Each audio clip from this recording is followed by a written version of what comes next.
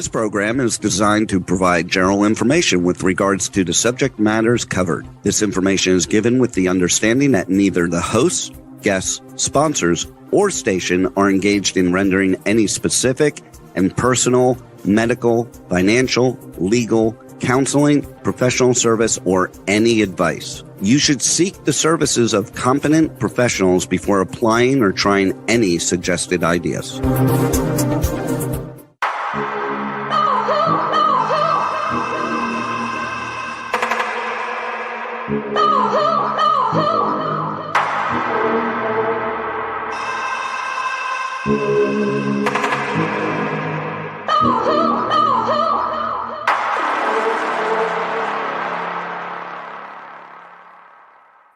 Good morning, true seekers and true crime junkies. Welcome back to another episode of Hit the Road Jack, Finding the Zodiac. I'd like to welcome to the show today, Nolan Del Campo. Good morning, everybody. Good morning. And Harriet Suchet.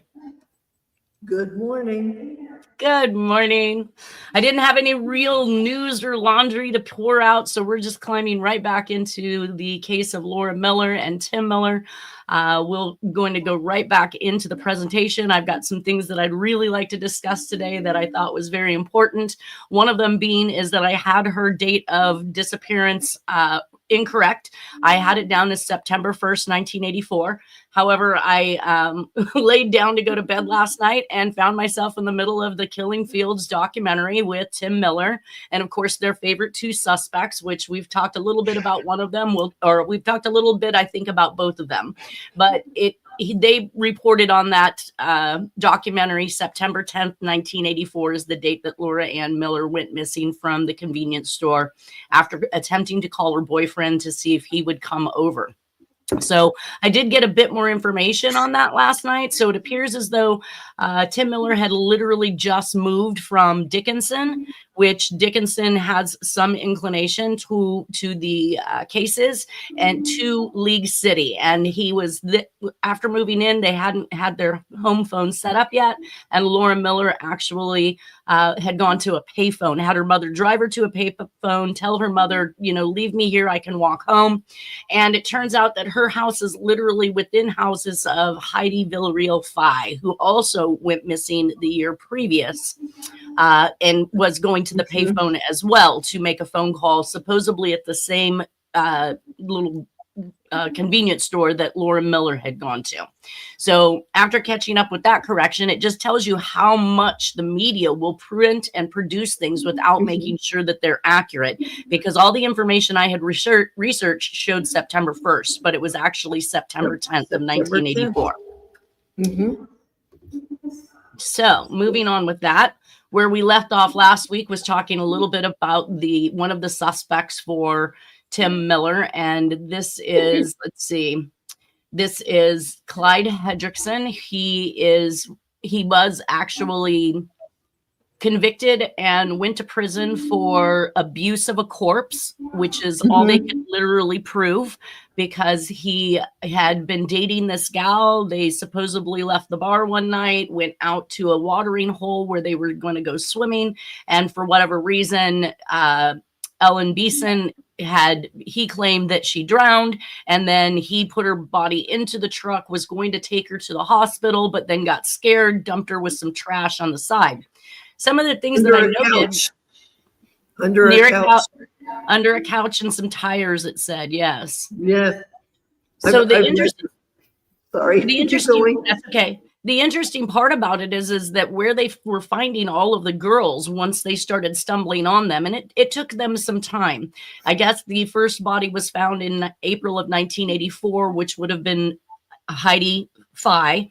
And then I guess Tim Miller at this point in time had also indicated that he believed that they should check that same area when they found her body, but it took them another 2 years for somebody to accidentally stumble upon 17 months, I guess is what he said, for somebody else to stumble upon his daughter's or another body. And then in the finding of that body, they then found Tim Miller's daughter's body. So Now that we've got that straight, here's one of the excerpts. And of course, this particular documentary series that I'm watching last night was filmed and produced in 2022. And this is the approximate time that Tim Miller reached out to me to find out whether or not I still believed Jack was the Zodiac, and which I did confirm to him. Yes, that is still my belief. We had a short conversation. I told him that I would like to, speak with him more. Things have elevated. Things have come much further. More research has been done. I would be interested in discussing things with him, but I haven't been able to get him back on the phone since. One of those reasons I think is because also in 2022, he took out this wrongful conviction case against Clyde Hendricks. Let's see. So Tim Miller, founder of Texas Equusearch, receives a $24 million civil suit for wrongful death against Clyde Hendrick in Galveston. The difference, again, is that Clyde dumped Beeson under trash to hide the body. The girls in the killing fields were all laid underneath trees. And as Harriet had said, the prominent out was that they were basically posed and laid beneath these trees. So in different locations that the bodies were found, and if Clyde was, if he was so scared that he just dumped Beeson's body somewhere, he would have been rather collected, I would assume, if he had killed these other girls and just casually took them to a place where he continually dropped and dumped more bodies. That was one of my thoughts. So basically, they said a man convicted in 1984 death of a woman has been released from prison. And I think that's the other thing, in the time frame in which they found her body was close to the time frame in which they found Phi's body. So they wanted to then clump these acts together. Did you have something to say, Nolan? Oh, no, I'm fine. I'm just trying to get comfortable because of my injury. Your butt hurt. There's 2 out of 3 butt hurt people here today. Oh, actually 3 people. No, you're numb. Yeah. Numb. I know they used to call you numb something, that word. Now they can call me numb butt. Numb butt instead numb nuts. Because it goes on to say, never mind, we're going to go too off the rails here. Yes, we will. Clyde Hendrick, 67, was released from the Estelle unit in Huntsville on Monday on mandatory supervision, according to the Texas Department of Criminal Justice. Hendrick's name is one that Texas Equusearch founder and director Tim Miller is all too familiar with. He's not in prison right now, and he's free to go, Miller said. Miller's daughter, Laura Miller, was abducted and murdered in 1984. While Hendrick was not charged in her case, Miller believes Hendrick played a role. That leads to the thought that there's more than one person involved, right? I mean, obviously, he played a role. There's 2 involved for sure. But yeah. Did the other person have teeth? He did. He was actually a NASA scientist. And wait till we get to some of the stuff that is. That's Robert Abel. Let's. Yeah. And Clyde. I mean, Clyde was not a bad looking guy in his day. He wasn't. I mean, I know we see this picture now, but like he was an okay looking guy, but he was a construction worker. I feel like if you're working construction, you're working hard, long days. So if you're taking time away from the person you're with to go around and murder people, I don't know. You guys need to get the icy hot lidocaine roll on. That's in the private chat, guys. It says that I still remember every minute of that 17 months Laura was missing, and the helplessness and the hopelessness and the fear, Miller said. According to court records, Hendrick was convicted of involuntary manslaughter in 2014 for the 1984 death of Ellen Beeson.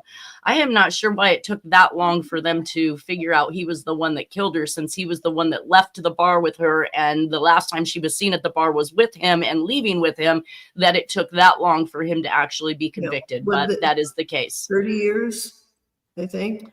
30? 20, yeah, that's what it looks like.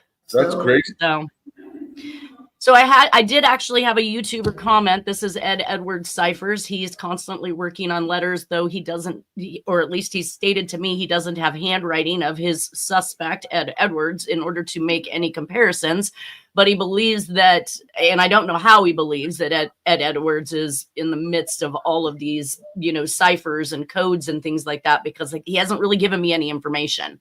But he responded with the link that I gave everybody from Image Shack, which we saw on the previous screen here. And it's this Image Shack imgshack.us/I/I/45 kill 8mh.jpg. And that obviously begins with an http://. Now, what I have learned with some of the fraud seminars that I've been to is that an HTTPS means that it's a trusted site, whereas an HTTP means that it is not. I don't know what that means for Image Shack, because I do recognize that lots of people were putting images on there back in the day. This, the YouTube comment was that the sad badge image is no longer there. Correct. This is what I was, I guess, attempting to say or start with the last time that we spoke, was that the images were placed up there in 2006. So when I was able to access them and go to where they were, they listed that they had been put up in 2006, was 1 year basically after Tim Miller had had received the letter in the mail, and he received one version, which was a cutout version of news clippings and stuff, which we'll get to here in a minute. But he said that inside of a year, he went back to ask for, I guess, a copy or what have you of that letter, and they told him that letter was gone. So the shock to him was to find me now in possession of a copy of it and deciphering the linguistics on it to what I believe is a good fit for Jack Terrence as the Zodiac and many other crimes I think that he can be placed in the proximity of or has the training and capability to have committed. It was definitely a cryptic message sent to Tim. Yes. Is this the one? Because I think I'm coming up to that. I'm just saying that I think the copy that I used came from you and Dennis. So, well, it would have to have come from me, because evidently nobody else was in possession of it. When Tim Miller was at my house, he put me on the phone with somebody, either the former head of the FBI or somebody that was head of the FBI at the time. And we spoke. I gave him the information on who the email came from. I gave him the image URL, which I still have today. And they stated they could not source, find, or trace anything back to this sad badge. And again, very strange that Tim Miller's letter goes missing inside of the year and it's being produced on the internet. That made me think, when he said sad badge image is no longer there, which is something I already knew, is that I wanted to go back on the Wayback Machine and take a look at the Wayback Machine. You can usually put a URL in. This is how I've gone and seen many things on Tom Voigt's site from the early 2000s, late 1990s. So I put the URL in there and I saw something that said images. So I thought what I was going to be doing was searching images when I used that URL. But when I clicked on images and it dropped down, it was extremely interesting to see that the Cleveland Museum of Art, #1, but literally to the right, it says top NASA Images, Solar System Collection, and Ames Research Center. So this is somehow connected to the Wayback Machine. And if you don't know what the Wayback Machine is, it is a spider that crawls the internet and it logs and catalogs every instance of URLs and websites and pages and so forth. And it collects them into history so that you can later go back on the Wayback Machine and look at things that are no longer visible on the internet if you don't have the URL. So in Tom Voigt's case, I actually plugged in his URL for his website with AOL before he tore everything down, revamped it, and restarted a new website in regards to the Zodiac. Which, why do that? Stick with what you got. That to me is almost like a cleanup. If you're gonna go and take down, and a whitewash. Yeah, let's clear everything. To find that this URL is actually not on there, which is kind of the next phase here. So here's me putting in that URL on the Wayback Machine, and it says Wayback Machine has not archived that URL. And that it says click here to search for all archived pages under that URL, but it comes back with nothing. So whoever was able to remove this was able to scrub it, not just from the internet by removing it from the internet, but scrub it from the internet because it cannot be found or located in something like the Wayback Machine. And here is that letter. By outside influence. What's that? He might have been pressured by outside influences to edit his presentation, and therefore he changed his medium. Well, you know what? I think about the name, the anonymous name that the person who provided it to me, Sad Badge. You know, somebody who is obviously disappointed in law for some reason. I mean, why else name yourself Sad Badge? Why would you be sad?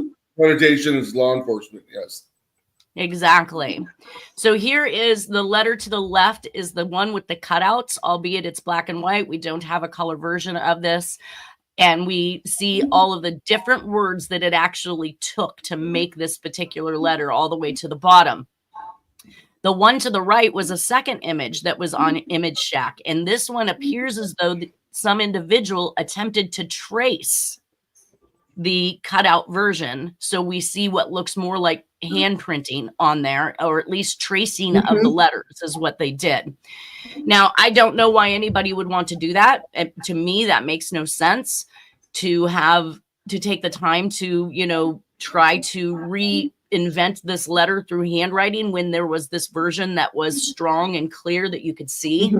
One of the things I thought that if this was something that the Zodiac did, because we knew that he would make 2 and 3 communications basically with the same message, and he would send them out to multiple locations. So my first question was this the Zodiac attempting to create that second or third communication that we were unaware of?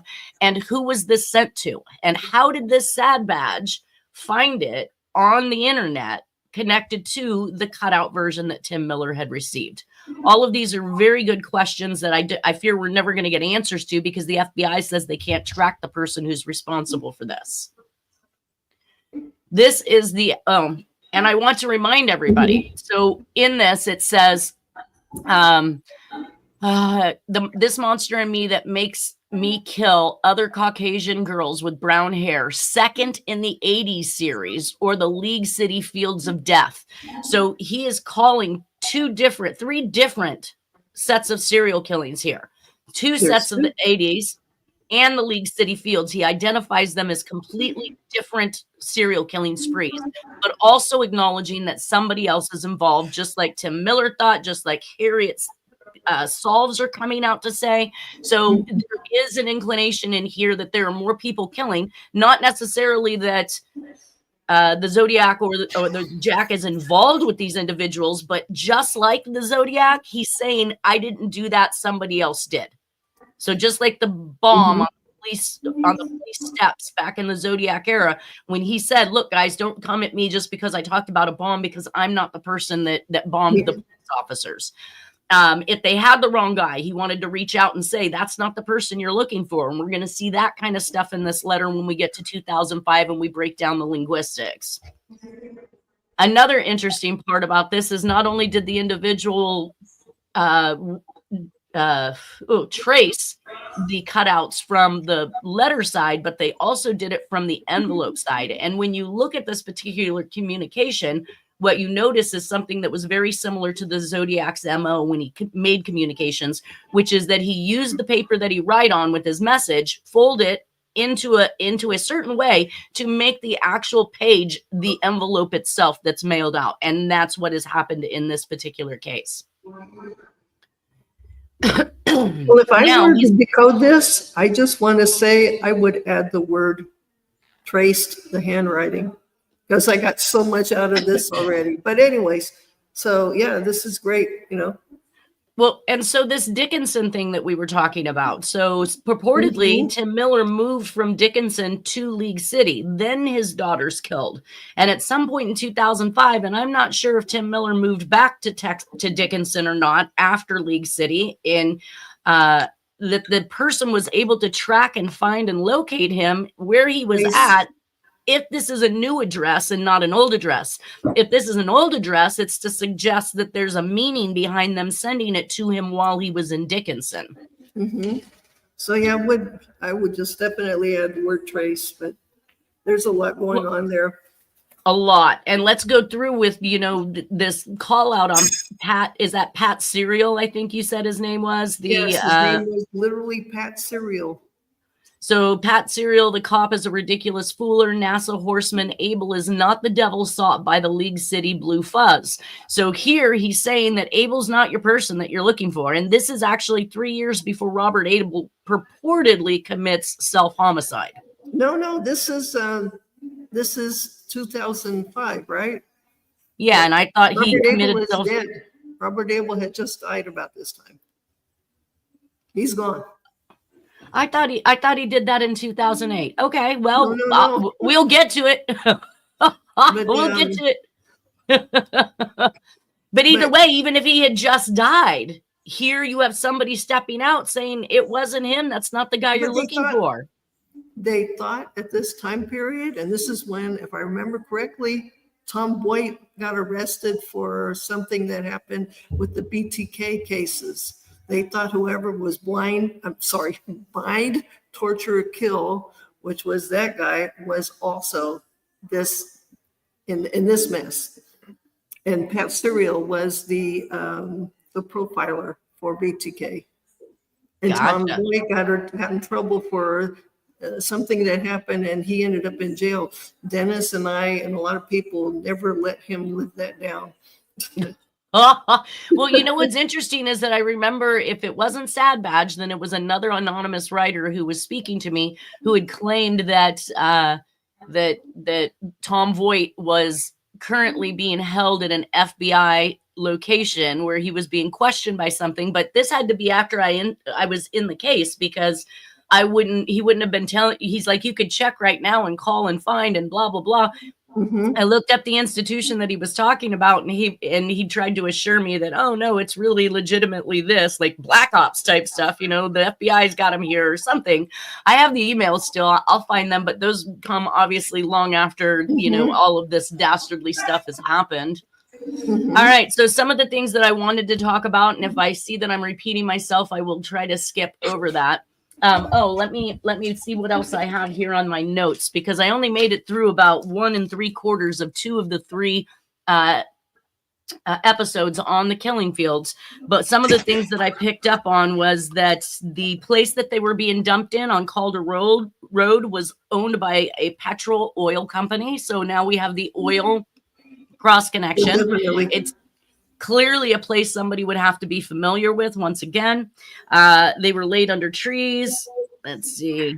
There was actually a blue plaid Western shirt that was found, I believe, when they found Laura Miller's body, and they did mark it. And I tried to take down the case number for that.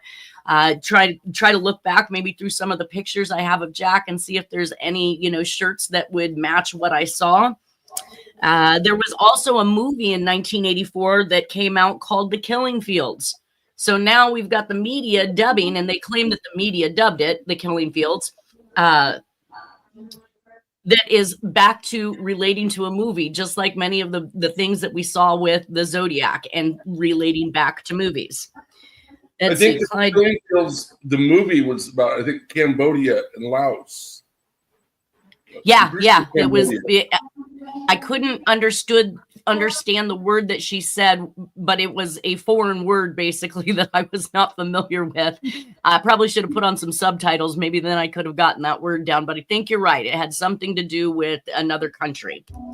Can I add something really quick? Really quick. Yeah. Okay. Dickinson, in that area where Tim Miller and that small town, Dickinson, they had the Phillips 66 refinery or oil stuff there. And then this lot was an old Phillips 66 pump jack place. So there's the cross connections right there. Right. Because we've got the Phillips 66 map. We've got the inclination. Exactly. Yeah, we've got it marching on. Now, so there was a break. So they found the first body in April of 84. Let's see. But so Heidi Fye went missing either November, December 1983, was found 6 months later in April of 94. And what do we have for, did I have that right? Well, she went missing in September of 84. So this was after the fact. So maybe I have my year just a little bit off, but it took them another 2 years in 1986 to actually locate and find victim number 2 and Laura Miller. And then it took another 5 or 6 years.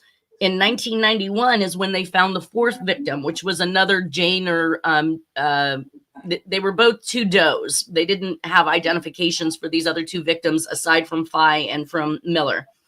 And it says that by 1991 is when Robert Abel had then now owned that section out there in Calder Road. So he didn't own it from the beginning.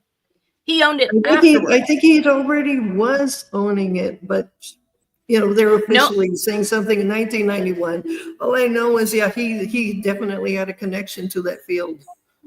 Well, but they specifically said when they found the 4th victim in 1991, by this time, Robert Abel was now the owner and running trail rides with horses throughout this property. So I'm going to call another obvious illogical statement to blame this man is the fact that he's running horse trail rides through this property. If he's dumping bodies, is that what you're going to do? Are you going to set up shop, run a business, and allow people to go taking trail rides on horses where they could potentially smell the... It's bizarre. But what's that? I said it's bizarre, but it was happening. And then I think some kids found some remains. That would be the 4 kids found victim number 2, which led to victim number 3, which was Laura Miller. And then the 4th body was found probably by kids again too. I didn't commit any of that to memory. But they were independent without his help. They weren't on these trail rides with him, right? Correct. These individuals were out. People discovered the remains. Well, like I said, when the first 3 were found, Robert Abel did not own this property. It wasn't until they found the 4th victim in 1991 that now Robert Abel is owning it, operating, running, trail rides. So I don't honestly see a serial killer. Let me bring the public into my secret spot. I just don't see this happening, you guys. It seems odd, unless you want to be caught. Exactly. And they did do a search warrant on Robert Abel's place, obviously not finding anything that connected him to the murders. One of the things that I did take note to is that Tim Miller had indicated that at one point in time he had gone back to visit his daughter's grave, or the place where she was left dead, and he had found DVDs that had XXX written on them in Sharpie pen. Now, number 1, I found these same type of DVDs in Jack's belongings. Dennis and I were not able to get them to play. I don't know if that is because the technology was so different between the time that they were created and the new computer systems that we were working off of, but we could not get these DVDs to play. And really what we thought we were going to see was probably porn, since it said XXX.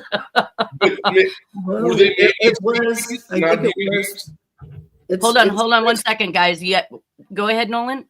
Were they maybe CDs and not DVDs? Maybe they're just audio recording. They could have been. You may be right.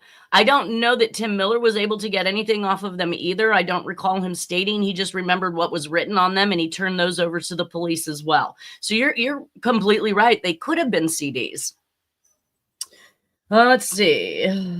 Bracewell and gear. That's how far I got. Bracewell and gear.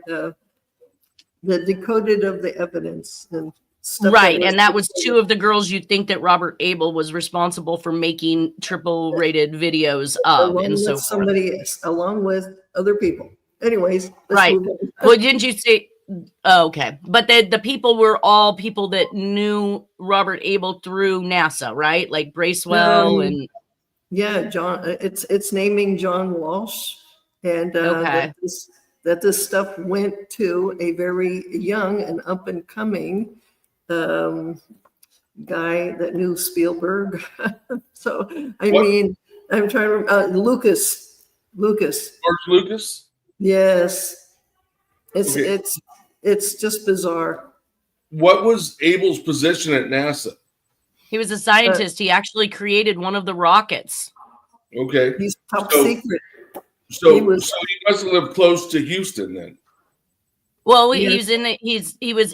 he now owns the Calder Road property by the time they find the fourth victim. So he was in the Galveston area for sure and Mhm. close by to League City. But again, the That's information not that they close to Houston.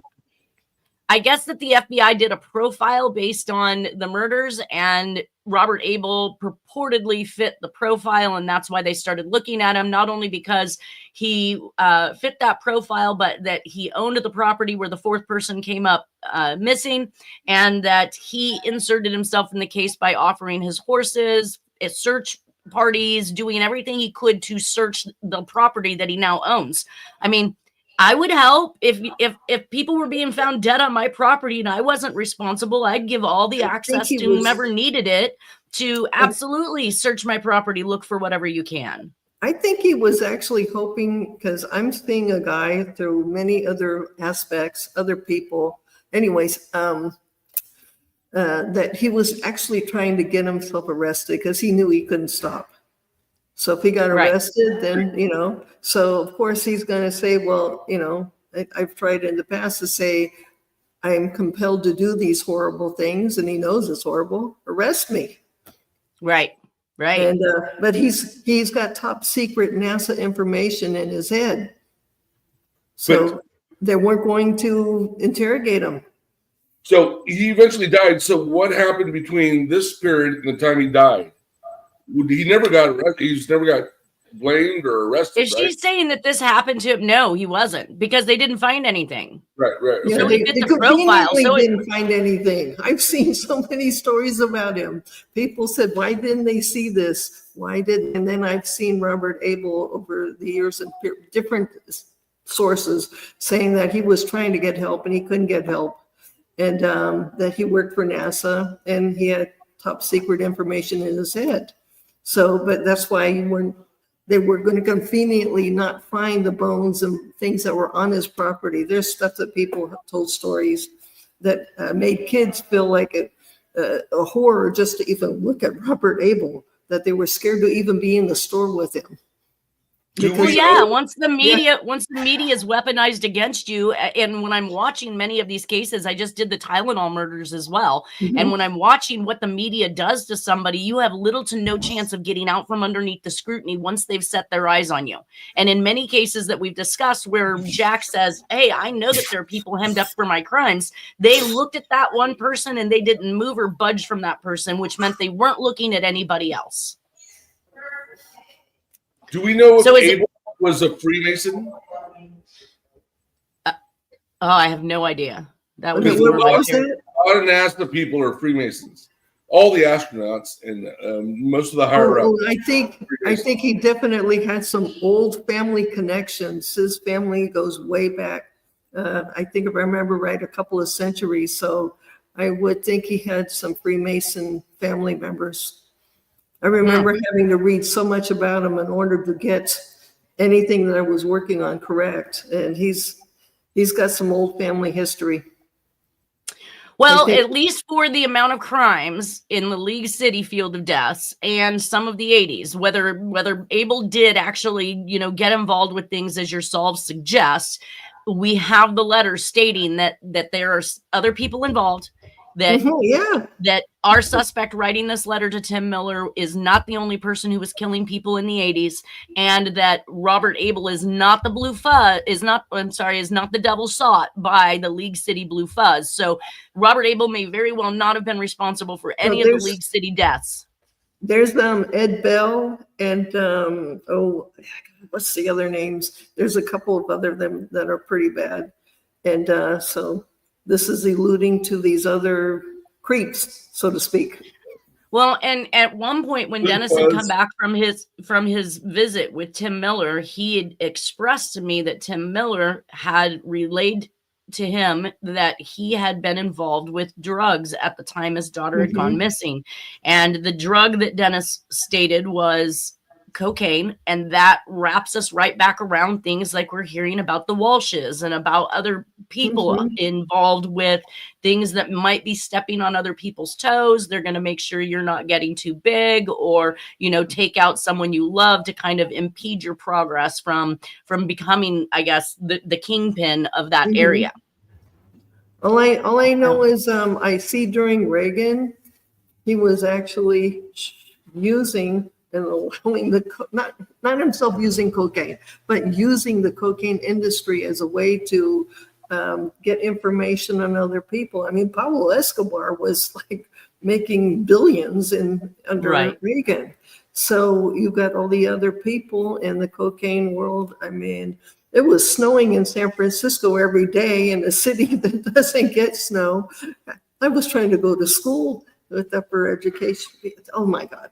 So I can go on, but it's like they said, well, cocaine is huge, so we can use it to kind of sort of blackmail people. Well, and also to fund things. If they confiscated it or money and seizures associated with it, then that becomes their funding for whatever other tasks that they have at hand. For weapons for the contracts. No, they were in the CIA and the offshoots of the CIA were involved in the cocaine trade. And they were using the funds to fund the and then it was also involved in the Iranian hostage thing and negotiations for giving weapons to different factions of Iranians that we supported. They were all, you know, our enemy at the time, but that didn't matter, and they used that to help win the election. So it was crazy. It was kind of scary because the news and the media was actually portraying Laura Miller to be the person involved with people doing drugs. They mentioned she smoked pot. Oh, good Lord, the devil's lettuce. She's just a huge drug person, right? Like, I don't even know where to go from there. But Tim Miller was obviously very upset over the fact that the news was portraying his daughter this way, portrayed her as a runaway, somebody that just give it time and she'll come back. Even after finding I-45's body and him stating, please search this area for my daughter as well. And them saying, no, it's not related, da. But it wasn't until 1997 when another girl had gone missing, Laura Smithers, who literally came from an affluent family in a good area with no reason to believe that she would be involved with drugs, gangs, or other things, that we saw, you know, a full-on flood. They said they had something like 6,000 people assisting in the search for this girl once they found her missing. And that is not how they treated Fi. That is not how they treated Laura Miller. That is not how they treated the other cases of missing women. And I think that the reporter said there were something like 33 unsolved missing and murdered women during this late 70s to early 90s and 90s killings that have happened, and none of them received the attention that this one little girl did. All right, well, that hops us right back into Jack's stuff at this point. And in September 1st of 1984, which is what I had talked about before, I thought that this particular date was the same date that Laura had gone missing, but it is not. September 1st is when Jack fills out this Placer County Probation Department. I guess it's a questionnaire. Where are you employed? What do you have going on? You know, all of these different things. Now, I want to bring to everybody's attention that it says that it's dated the monthly report for 9/1 of 1984, but there's a Post-it note over here to the right that says mailed 4/1 of 1985. So for whatever reason, while it was supposedly filled out in September, was not mailed for a good 7 months, 8 months to the probation department. We do see Jack with his blue Chevy pickup truck with a white camper shell. And I do realize that there are some murders where the sightings were white camper shells on blue trucks in Texas. But it does say up here in the notes that he is driving year and make 64 Chevy pickup and the license plate number on this particular vehicle. So we can see that those are confirmed for the time frame of what I believe that Jack had this vehicle, because we did actually see the registration card where he had purchased it, I believe from, it was Nora's grandfather, right? Chacon. Yeah. All right, so let's see. So this is also the first time that I see that he's working for Hewlett-Packard, and he is on contract from California for California Plant Protection from Pinkerton. And this is his first real job that I've even noted that he's held for more than 10 years. So he is still listing the Kirby Street address in Roseville, which we know is Nora's, but we know that there was also a time frame that he had separated. Nora moved into the Kirby Street address, and at some point in time, Jack then followed her back. Let's see. Kirby, that's not far from your place. No, it's not. It's literally like 10, not even 10 minutes around the corner. And I know the house because Dennis would point it out every single time we drove by it. He would say, that's the house where we lived right there. Yeah. Okay, so let's move on to my next. So another thing I want everybody to pay attention to is that not only did it say on that Post-it note that he mailed it on 4/1 of 1985, I'm looking at and scanned an original copy of this probation report. So if I scanned an original copy of this probation report, yet there's a Post-it note on it saying that it was mailed, that means that there was more than one version of this report created, just like the Zodiac. So he took the time to fill out two so that he had one in his possession. Otherwise, the original would have been mailed to the actual entity or to the probation department with the information in his signature, because he's certifying what I think this is really for them to check to see how much he should have to pay. And it is listing that he has child support here of $60 a month. Now, in 1984, I feel like all of Jack's former children with Letha, Marie Self, would have been over the age of 18. Wouldn't you think, Harriet? Yeah, I think it's only for Charles. So that makes me question whether or not he is really with Nora at this time.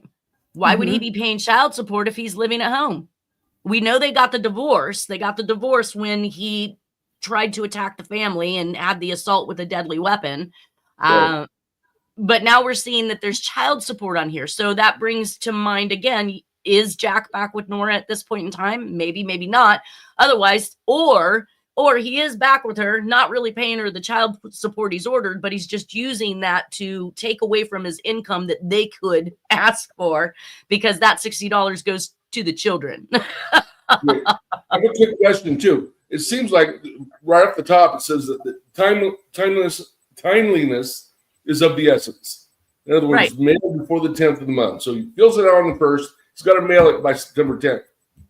Why would he wait until April? Or did he actually mail a version in September and then mail again in April? I don't know. It's kind of weird.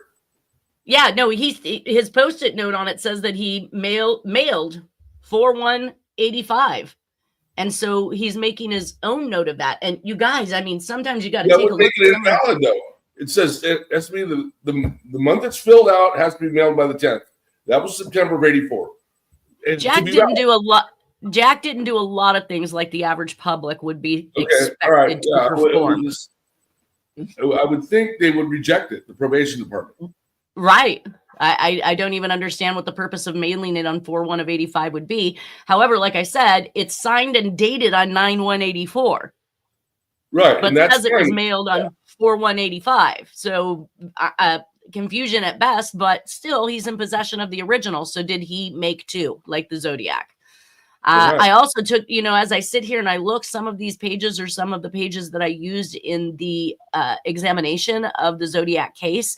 And there are a lot of things in there like that pop-up giant K that we talk about. The other formations are things like, let me see here, the 4-stroke N's that actually look like W's. So look at this N over here at the end of Sunday. It looks just like a W. Look at the N in plant. Just like a W. And we've seen a lot of these formations in the Zodiac handwriting, which is a lead to the fact that author, on the occasion that he dropped it, is used to using this formation, which is basically a capital N. Let me see if I can find one that looks more like an N here. In the word none. Okay. Yeah, sorry, I'm pointing. So, I'm pointing it. Yeah, in the word none, what you see is this little tail sticking up here at the top of the left side of the N, and that's because he starts there, moves downward, moves back up to make that first hump of the N before making the cross in the center, and then coming back up off of the baseline on the final leg of the N. So it's basically this little stroke that we're seeing here to the left is actually left open in his carelessness, so it makes it look like a W. And on the zodiac stuff, it looked more like what I referred to as a bird flying, because it had kind of that wing W look, even though it didn't fully articulate the letter full on like we see it here. It is still that same movement. If this is his natural handwriting, which to me it appears to be, it just tells me that the zodiac stuff, he tried to alter his own handwriting. But he didn't really. A lot of it, I think that when people think, it comes back, yeah, it comes through, but it's not the same as this. I think that Jack's manipulation of his handwriting as the zodiac was the attempt to make everything lowercase that was properly lowercase, with the common habit of leaving behind capital letters. And these letters we've discussed before, these capital letters that we find in the zodiac's handwriting that pop up here and there, that those capital letters are consistent with the capital letters in Jack's, and we see them dropped so minutely. There's just a very few of them that lead you back as a document examiner to say he forgot who he was being at this point in time. His brain took over and started to drop natural handwriting. There's the issue of spacing too. Like he would separate words and this and that. And yes. I think a lot of those things he was doing in those letters, if indeed it was him, which is what we believe, that were maybe clues. No, it's stenographic code. That's what I found so much. Because why would a brilliant guy, he is a brilliant mind, why would he not know how to spell words and, put stuff? That's what caught my attention. No, they're clues. Yeah. Well, there's also the hyphenating of words, where sometimes he didn't even use the hyphen. He just broke the word on one line and then started the second half of the word down here. And sometimes hyphenating, sometimes not hyphenating, but awkward breaks when there was enough room to write the full word. So that's what doesn't make any sense. And the zodiac clearly showed the use of all space on the paper. So why in those particular instances would he break the word in half so that the second half of it fell on another line, unless there was a purpose behind doing so? Because he did not have a problem writing right up to the edge of the paper by any means. Can we look at the full document again? Because his writing seemed just so precise and like professional. It's amazing, really. I couldn't write like that, But when you look at a lot of the forms, you see the consistency. So look at his name, Jack, where he writes lowercase a, which is that bell top A. Yeah, but then that's Zodiac, yep. But then in Terrence, he uses capital A's. Capital Terrence. Right. So there's this mix back and forth. But when you look at things like the M's, the C's, I think the C's were some of the things that when the 9/11 letters were mailed that people were really kind of jumping onto as far as what looked like the zodiac. But the P's that we've talked about on the lines themselves, everything just barely touches the lines, and they're all very straight, very neat, shall I say. Yeah. And that is something that I actually say that the zodiac had in his ability to write on unlined paper, perfect lines, like he is manuscripting a book. Yeah. Very controlled, basically. So November 8th of 1984, we had a man named Robert William Hope, 32 years of age, that was killed. It looks like he was on the 1800 block of North Park in Kingwood, Texas. So this is back in Texas at this point in time. If I'm to presume that in September of 1984, Jack is still paying child support, or if that wasn't a lie, we're down to our last minute. I think I will save this slide before getting into this one for next week. But is there any last comments that anybody has in regards to today's information? Well, I'm thankful that you morphed into the sections of where he's purposely breaking up the words. And that's where the code breaker, comes in. I recognize it as stenographic code, and I'd sure like to know how he learned it, but I'm seeing it years and years before Jack. The same system. Right? Maybe through the military. Maybe through the Navy, the Air Force. Or the NSA. Right. Right. Yeah. He could have been part of a bigger organization that we even begin to understand. But we know that when he was in Atsugi, Japan, that's where he learned code, ham radio, and all of the things that American airmen were required to do on that base in order to fulfill their duties. So all of it is possible. Was at Atsugi as well. Right. 100%. All right, you guys. Well, I want to wish everybody a wonderful weekend. Have a great next week, and we will see you all next Friday. Bye-bye. My butt feels better. Yours too. Feel better.